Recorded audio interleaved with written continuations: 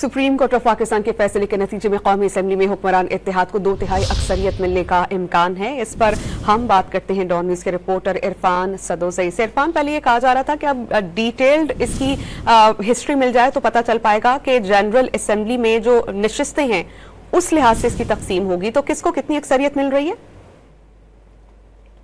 Party position में हुक्मरान इत्तेहाद में शामिल जमातों के जो अरकान की मजमूई तादाद थी वो 218 थी। मुस्लिम लीग नून के इसमें 110, पीपल्स पार्टी के 22 और इसी तरह जो पार्टी पोजीशन के मुताबिक 100 बताई गई थी, जिसमें सुन्नी इत्तेहाद काउंसिल की 80, तहरीक इंसाफ की हिमायत से कामयाब होने वाले 8 आजाद अरकान और जमीयत उलमा इस्लाम के 8 अरकान भी शामिल हैं।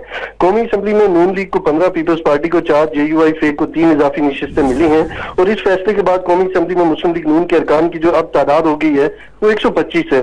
पीपल्स पार्टी के 74 अरकान होंगे और JUI फेक को भी इस फैसले से फायदा पहुंचा है और JUI फेक के अरकान की तादाद 11 हो गई है। इजाफी नशिस्तें मिलने से हुक्मरान इत्तेहाद को 2/3 अक्सरियत हासिल हो गई है और 336 का जो ऐवान है इसमें 2/3 अक्सरियत के लिए 224 अरकान की जरूरत होती है और इस वक्त हुक्मरान इत्तेहाद को 237 जो अरकान है उनकी हिमायत हासिल हो गई है। जी बहुत शुक्रिया इरफान, आप हमें अपडेट कर रहे थे।